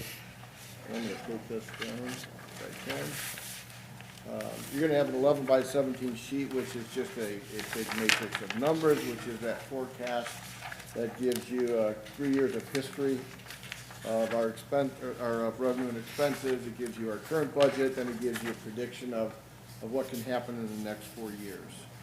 There's another sheet in there that kind of is the highlighted summary, which really breaks it down to how much revenue we're getting, how much cash are we spending, and what's left over, year by year, to do that. And as Mr. Patton said in a previous meeting, we want to keep getting 60 days of cash balance as we go forward with that. And that is accurate with that. So that's what we want to achieve with it. There's another document in there that does a little bit of a reconciliation of saying, hey, last May we made a prediction of what we would do for 23. We do another prediction in November, and what's the difference between those 2 predictions, okay? We were very close. I think the prediction is just like a couple $100,000 off, based off of about a $90 million budget. That's there. What's really important is a document that is really a set of notes that tells you what we put in this 5-year forecast. if you listened, you know, or as you listened to Mr. LaFata, Mr. Overby, Mr. Foltz, and go back, you know, previous board meetings, what Mrs. Preston and her team had talked about, it was really about a vision that you guys set, plan of actions that the superintendent put together, and strategies, and all these action plans that the team put together to say, here's how we're going to go forward and do things. And sooner or later, somebody's got to pay for all that stuff, right? And so maybe you're sitting there, you're thinking, geez, we've got some challenges, and how are we going to pay for all this stuff as we go forward? Well, there's assumptions of the revenue that's coming in. There's assumptions of the expenses that are going forward with it, okay, as we do that. These notes are pretty important to that projection, okay? Not saying that you have to stay up tonight and read that for your homework, but it really is in there on what we're assuming to do it. As I was sitting there listening to, you know, the presentations, you heard the word 5-year, you heard the word plan, you heard the word we're doing it more business-like, and I've been here a little bit over 2 years, and it is great, the work that's being done to make things come together. What that team is doing is, quite frankly, making my life a little bit easier. And I would say some treasurers would come back and say, well, it's just as easy for me to just add percentages and do a projection. For me, what I like to do is take what they're all putting together and build it into the plan that we're doing. And that's really what's happening to do. It's not just guesses, but what we're doing is based off of real data and information with some predictions of what we think will happen to do it. You know that the 5-year forecast is done twice a year. You know that it's a requirement, but I like that we're doing it because it's a good practice, that we know what's ahead of us, we know what's coming. Same thing that everybody's doing to go forward with it. It really just focuses on the general fund, okay, our operating fund, but then there's some other things connected to it that really drive it. So for example, the permanent improvement fund, okay, you heard Mr. LaFata talk about all these capital improvement needs that we have. Okay, you'll see in the 5-year forecast that we reduced our capital outlay in there so that we could do some other things, like improve our curriculum over the next 5 years, do a curriculum update. Did math, we're doing science, going to do language arts. So that schedule, that 5-year schedule is in place with it as we go forward. That is built into this projection too. It's not just rolling a budget over to do it as we go forward. You know the purpose of it, okay. Hey, I always like to go back and do this. It is a projection. We're not going to have 100% accuracy. We're going to be within the ballpark, just like the enrollment will be close, but some of the different pieces of it will be different. And we'll have some variation as we go through it. This is really about the management team, just as you heard, and it was great that, you know, I know the superintendent said before the meeting started that, you know, that's a great setup to listen to enrollment, listen to facility needs. A month or two ago, listen to what we're doing with curriculum to do that. The forecast also represents commitments that the board had previously made, right? I'm like a broken record, but I'll always do it as I do projections. We promised the community that we would go through 2024 without asking for new money. We're on track with that. We're on track of getting another year out of that so that we don't have to go back to the taxpayers before 2024 or even into 2024 to do that. There was a commitment from our employees. We talked about that in the last round of negotiations, that they understood the realities of this school district, okay? And then really the appreciation to the Board of Education for their collective and unified support for what we're doing. Just a highlighted overview, okay? We passed that levy in 2020. That was really a pinnacle point financially going forward for the school district. In that same year, okay, a big impact was the reappraisal of the property values. That added dollars to this district. It was, I don't want to say it was a surprise, but the way the finances of this district works is that as our property values grow, there's certain millage that allows revenue to grow. We're at what's called the 20 mil floor, so when reappraisal comes in some other districts, okay, the rate gets reduced so that they're collecting the same dollar amount. Because we're at the minimum, the 20 mil minimum, 20 mil floor, our revenues will grow a little bit. That happened in the 2020 reappraisal. The reality of our finances, though, and who's funding us, 37% from the state, 62% from local sources, okay? The unfortunate thing with that breakdown is that that 37%, as we go forward, the state has told us with the new formula, okay? They have told us via that new formula that we are a district that has some local capacity or local wealth. We're under a guarantee, which means that it's not likely we'll get additional money from the state, okay, unless it's targeted for some specific expense. As our expenses grow with inflation, and we all know what's been going on with inflation, our expenses are gonna grow, okay? That needs to be made up locally, okay? That is why you keep hearing the superintendent and myself talking about that we're meeting with legislators, that we're doing some advocacy, that needs to change, okay? The revenue picture can't keep having a heavy burden, okay, on our local taxpayers or local residents. We need to do something about that, okay? And that's really advocating at the state level to do that. The ESSER money is coming to a conclusion. It's not that far away. It ends in 23-24. Everybody keeps calling it the cliff, okay? I'm proud that we're one of the few school districts in the state that right out of the gate, we knew what we needed to do with that money. We put a plan together. We're pretty much on plan with how we're spending that money. It is an investment. I think we are seeing and going to see yields from that investment as we go forward with it. But that is a cliff, okay? There are some things that we're spending money on that will stop because of that as we go forward to do that. We are seeing in this projection that we have positive cash balances through 26 into 27, fiscal year 27. Okay, not at the level we want that, but at least it's a positive balance as we go forward.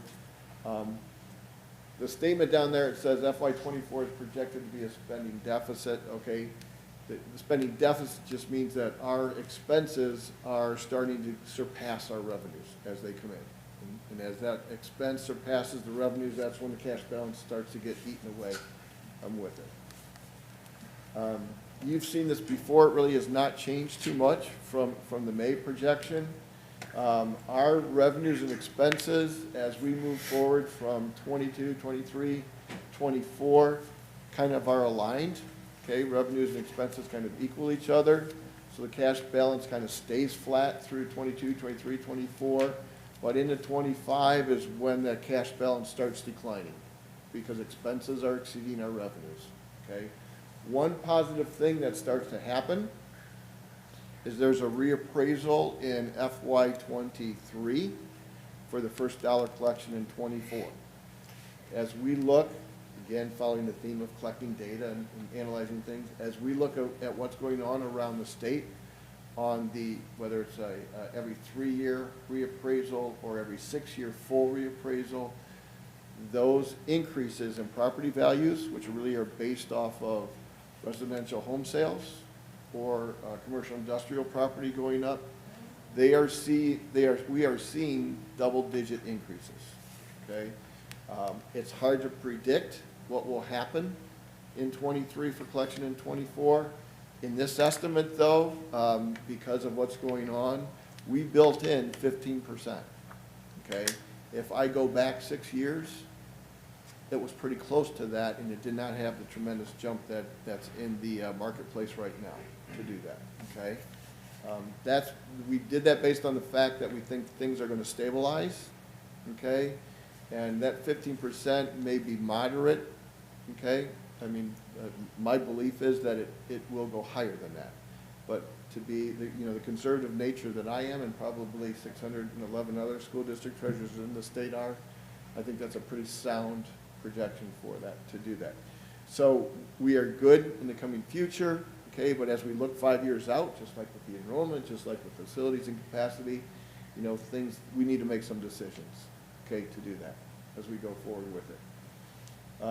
Again, the comment there about the fair school funding formula, okay, the burden for increasing revenue, the way that formula works really looks at us. So we need to do some things to help change that. Top line, we look at the true days cash balance. That is the cash balance at the end of the year. We kind of peak out during 23 and 24 at 60 days. It starts to decline to 46 days in 25, goes down to 25 days in 26, and if you look at 27, we're really close to zero on the cash balance. Okay. Revenues, again, 62, 37 split. As far as local and state revenues, I think that's the big storyline that's going on there. As we need more funding, okay, the 62 will increase, the 37 will go down because the 37% from the state is like a flat dollar amount to do that. The big shift that you see, and we stated this back in May, the 53% or 54% in local, 46% in state, that was in 19, in FY 19. That is because the charter schools, the voucher program, and open enrollment ran through our books. So state gave us money, we took that in and we paid it out. That kind of camouflaged the real percentages of how much we get from state and local, okay, to do that. What also helped was when we got the increase because of the levy and the reappraisal dollars to do that. Some uncertainties and challenges that are ahead of us, okay. There were some bills, there was this fair school funding plan that had passed. There were some other bills that look at the ability for us in property values when they are contested. We're kind of limited what we can do now with that. That has changed. There is some increases for, the direct payments for open enrollment, community and STEM. Those are not in there anymore, which is a good thing. The guarantee that we are under, I met with our, there's a subcommittee that I am on that we pushed for to make sure that the associations are advocating that the guarantee stays with school districts. The guarantee, my understanding was, out of 611, 12 districts in the state, over 400 of them are now on the guarantee. The original quest with that formula was to take school districts off of the guarantee and put them on the formula, okay? I don't think we want 400 school districts in this state to lose money because of a new formula, okay? And that could happen if it's fully funded. My look back, and it was kind of confirmed today in the meeting, the statement I made was, well, the real statement I made, which was true, was my gray hair isn't just because of age, it's because of working in school systems. But as long as I can recall, when we changed funding formulas over the last 5 decades, there's always been a guarantee. There was never the event where school districts were really put on the formula and caused to lose funding. And that is something that we want to make sure of because it was heavily promoted to the legislatures that that could happen, that school districts could lose money, okay, with that, to do that. Estimates as we go forward are somewhat conservative, except for the fact, as I said before, okay, that reappraisal coming in 23 for collection in 24, we're doing that at 15% to do that, okay?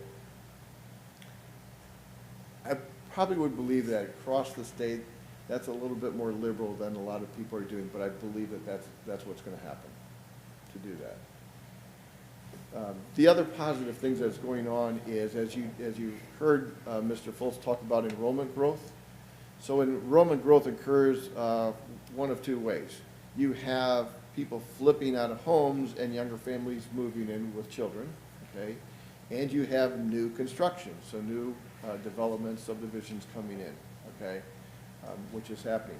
Those new developments also bring new revenue into the district, okay, with that. So that's a positive thing. What's going on with our expenses? one of the things that I want you to know is if we are a people-intense organization, right? So wages and benefits are gonna be the highest percentages in our operating fund, okay? That is 74%. It probably in reality, because we contract for transportation, because we contract for substitutes with the county, that is probably closer to 80%. Okay, because some of that wages and benefits are contracting with those groups and is in services. That the 22% that says services, so some of that is in there. So if we peeled that out, okay, and we're paying them kind of indirectly through Peterman and through the county, that would drive up wages and benefits pretty close to 80%. Okay, that's kind of at the top end with that. The concern that I have on the wages and benefits is twofold. One is we know that our collective bargaining agreement is coming to a close in June of '24. Although it's 22 right now, that's not that far away. The second thing is on benefits. With COVID, we did have some relief for a year and a half on the cost of health care, health insurance. But that's going to come back and bite us, okay? We've seen that it's got the uptick. We've seen that our actual claims are higher, even though our 23 rates went up about 8%. But if we look at the claims data, we know that there's a higher trend for 24 with that, okay, into 24. So we need to be prepared for that. That's built into our forecast. We also built in the wages going forward in 24 and 25 because of enrollment, because of students coming with special needs, that some staff was added, okay? We do know that because we're limited with facilities, okay, that our class sizes will probably increase, okay? Even if we were able to pay and hire all the teachers, we need a place to put them. Okay, so that's gonna limit us a little bit on that growth to do that. With it. So on the expense side, the challenges and the opportunities, you know, I believe it was about 2 months ago, I did a little session, did a little presentation on some of the forces and trends and pressures on our budget when I did the budget presentation. We all know the impact of inflation, okay, and what that's doing. All we gotta do is go to the grocery store and we see that one, okay? We all know and are familiar with the trends in students with special needs coming to us, okay, and what's happening there. It's hitting us both on staffing, it's also hitting us in facilities, okay, because we're taking a classroom that could hold 24, 25, and maybe it's only has 6 to 8 students in there, okay? We do know that our permanent improvement fund, where we put our inside millage in there, for the last 4 or 5 years, really had to pay the debt for the new high school. We are starting to see additional funds come in there, so now we can shift some of our capital outlay and pay for some of the things that Mr. LaFrada had talked about out of the permanent improvement fund. So that's helping a little bit. We know, and you know, it is a constant challenge for Mr. Fultz to hire replacements. It's a constant challenge for us to make sure that we're retaining our people because their workforce out there is not there. Okay? When the data comes back that we only have 0.6 available bodies for a position, and we know that the pipeline of new teachers coming out of the universities is lower than it's ever been, okay, those are going to be challenges to us, okay, with that. We know and we've seen and we've started that our instructional needs needed to be taken care of, and we have that replacement cycle underway with it. Those things are going to hit us, okay? We've addressed some of that in the projections that we had going forward with it, okay? The replacement cycle, the textbooks are in there, the 5-year plan on the facilities for the roofs and for the parking lots and the HVAC, okay, it's in there. Those are things are being planned in there to do that. So kind of ending with what I started with, okay? the revenue expenses are kind of being even for a good period of time. Okay, we have a little uptick in the revenue because of the reappraisal that we're projecting in '23, collecting in '24. But in the end of '24, beginning of '25, expenses are gonna start surpassing those revenues with it as we go forward. So not a whole lot of change from the May, more data from the departments coming into that, being built into that, but that's kind of the story that we see. So it's positive that we've got the 60 days through 25, 24 into 25. But we're keeping and we're avoiding the whole fiscal distress, but we've got some decisions we're going to have to make up the road. Call to action, I think I've commented on these pretty much along the way. The big one for me is we really need to be advocates at the state level for additional funding from the state. I think we're getting our message to a lot of the associations that are going to be doing testimony. The meeting I was at today, or the meeting I was part of today, there was an agreement that it had to be a unified message, not just to get the formula funded, but also to secure the guarantees because of the school districts that are in that situation to do that. So, happy to answer any questions. I know I went through that kind of fast. I don't think there's a lot of it is new news, but if you have any questions, I'll answer those.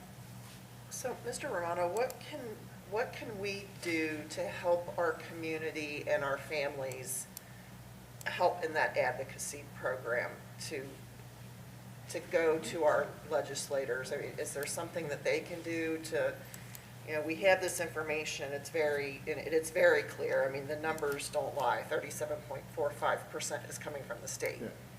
What can our community members help with you and Mrs. Adams to advocate on the district's behalf? So I think it's a couple things. One is, and this is almost a request from us too, is to better understand how schools are financed, okay?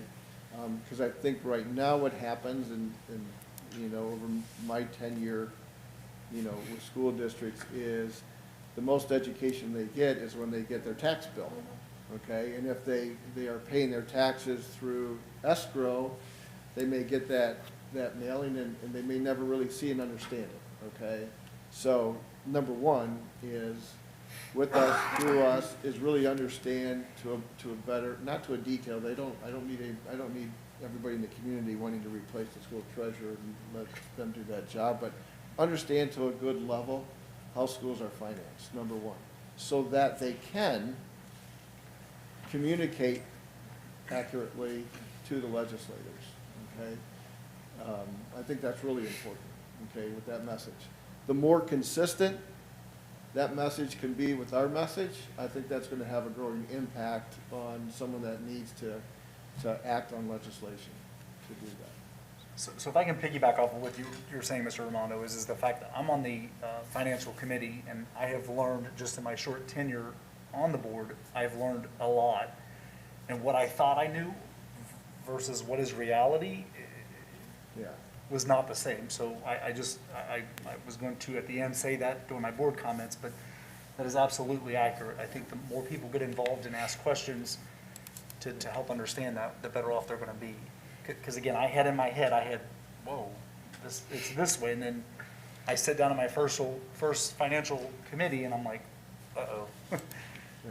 There's a thing in the formula called local capacity. And as I had a discussion with the team today, treasurers around the state, I gave them a new term. My new term was phantom capacity, because within this formula it says, geez, if you have high property values per student, if you have high average income, then locally you should have funding to pay for all these things. Okay. Well, values went up, but maybe people in that household didn't get any extra income, okay? Then you have to pay more, okay? So it's kind of, it's in the formula. That doesn't mean we're getting the money from the local side of it. It just means that there's a possibility that we can get it. So hopefully I answered your question. I think it is first understand it a little bit better so that the message that they can give the local representatives can be consistent with what we are. Well, and I think over time we'll be able to formalize our efforts too a bit more. We're kind of in a quiet time in the legislature, so it's been a good time for us to be able to connect with people. But that activity will ramp up, and I think as it ramps up and we see where this is going, we can have more strategic efforts, whether it's letter writing or op-eds in the paper, talking to legislators. There can be more specific action steps that emerge. And I'm going to add a third thing that I think is there. Don't be afraid to be vocal about what you want for your kids.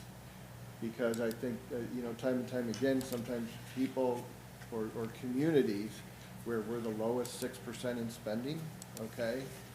And some may think that that's acceptable. But when you really look at what the needs are for our kids, for our students, I mean, I think it's okay to be vocal to say that we need more, that our students deserve, more, similar to what other communities are providing their kids to do that. Thank you. Anything else? Good. Mr. Gephardt, am I okay on time? 1 minute. All right, thank you.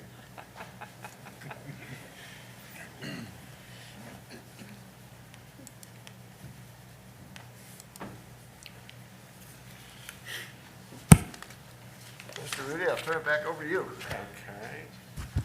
Oh, wait, we've got to take action. Sorry about that. An important thing to do on the 5-year forecast. So item 9.02 is the 5-year forecast. And so that is an action item.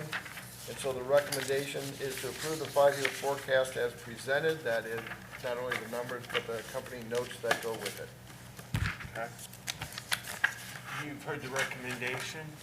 I'll put that out on the floor in the form of a motion. Is there a second? Second. Second, Mr. Chumley?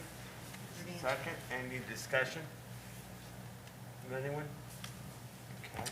Mr. Rudy? Yes. Mr. Chumley? Yes. Mr. Patton? Yes. Mrs. Delaney? Yes. Mrs. Brinkman? Yes. 5 yes. Thank you. Board So, comments. Treasurer, no more comments from you? No more. Okay. I only had a minute left, so. It's way past my time. Let's see. So board comments. Mrs. Delaney, would you like to start? Thanks, everybody, for all the hard work. It was a lot of heavy information tonight, but your diligence and efforts are going to help us do our job.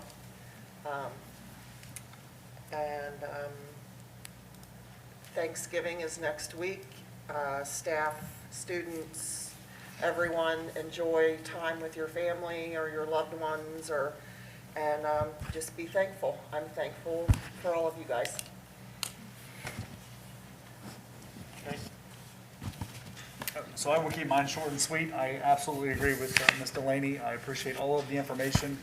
For me as a board member, it helps me to be well informed and educated when I'm making a decision. It was a lot of information. And on a side note, I do appreciate the information that Natasha always gives us. Again, it's very helpful for me when I'm making a decision or I'm trying to do what's best. So I appreciate everyone for what they've done. And again, I agree with Ms. Delaney. I'm thankful for a lot.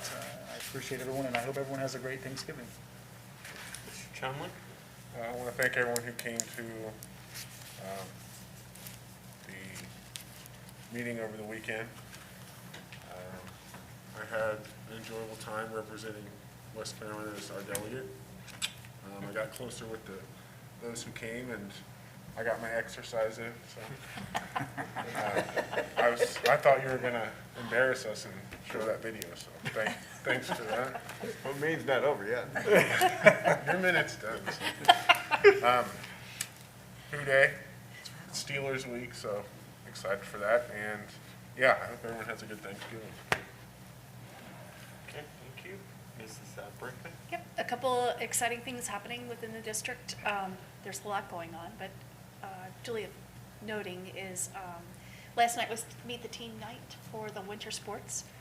There was a lot of athletes that's coming out. It was great to see the number of kids involved. Our swim team is bigger than it's ever been. Our dive team is bigger than it's ever been. And Mr. Curlis was very playful when he announced that he's the academic coach. So for the academic team, that he's the only coach that doesn't have to worry about eligibility, because he's got the 20 most smartest kids on the team, and he doesn't have to worry about injuries. And so it was very lighthearted and very well attended. Next week on Wednesday, the high school is hosting a Thanksgiving dinner to support those in our community of need. And if you're interested in donating money, the high school would be happy to accept that. And if you're in need of a meal on Wednesday evening, it'll be at the high school. And then on Saturday is the biggest booster event. They're hosting the annual craft show, and all of the money raised through that event goes to scholarships for the outgoing seniors. So it's great to be a Wolf, and one of the among the many things I'm very thankful for, I'm thankful for this staff here at West Clermont, from administration all the way down to the building level employees. And it's because of you guys and your leadership, regardless of your role, leads us to be the district of choice. And for that, I'm very thankful for you. That's all. Thank you. I enjoyed the weekend also. I enjoyed your session. You too, you're wonderful. And Mr. Parise was wonderful too. I learned a lot more about security, cybersecurity. So thankful for that. I'm thankful for everything. Everything in my life seems to be wonderful right now, so that includes everybody around here. So thank you and have a happy Thanksgiving. I'm dreaming of turkey every night. All right, looking for a motion to adjourn. So moved. Okay, Mr. Chumley, a second? Second. I second Mrs. Brinkman. Any discussion? Mr. Romano? Mr. Chumley? Yes. Mrs. Brinkman? Yes. Mr. Patton? Yes. Mr. Rudy? Yes. Mrs. Delaney? Yes. 5 yes to adjourn.